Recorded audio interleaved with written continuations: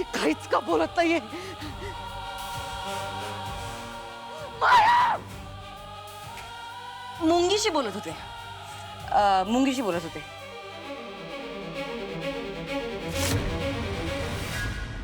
मुंगीशी?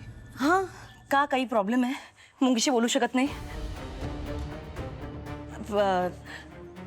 ते कसं आहे, मी ॲक्च्युली नाटक पाहिलेलं, आता एक मराठी नाटक पाहिलेलं रिसेंटली, आणि त्याच्यामध्ये जो कलाकार असतो ना, तर तो मुंगीशी बोलत असतो, कारण की मुंगी त्याची पेट असते.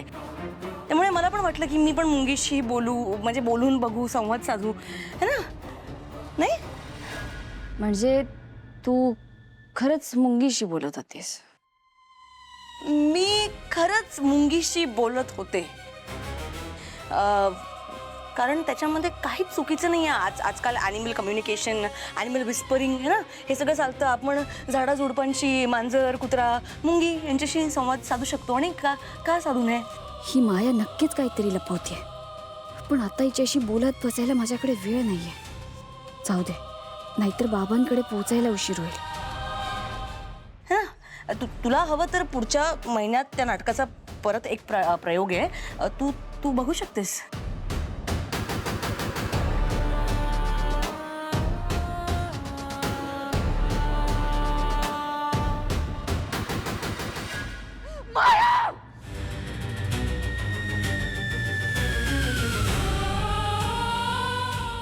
मॅडम, मॅडम,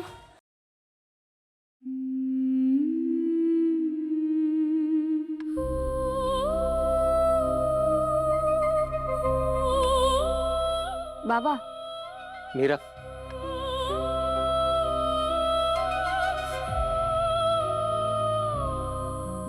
हे घ्या पंचधातू.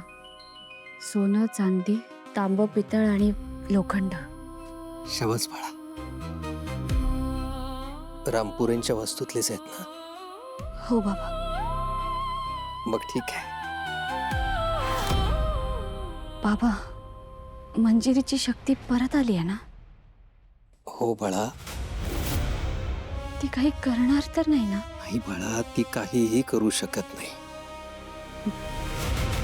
पिंजऱ्याबाहेरची वस्तू किंवा व्यक्ती यांच्यावर नव्याने प्रभाव नाही टाकू शकत ती. बाबा, आपली वेदा परत आधीसारखी वागायला लागली. हो बाळा, पण तू काळजी करू नकोस. मी आहे ना. आजची रात्र फार महत्वाची आहे. आज रात्रभर या पंचधातूंचा विधी चालेल, आणि उद्या पहाटेच्या शुभ मुहूर्तावर कुर्माची स्थापना होईल.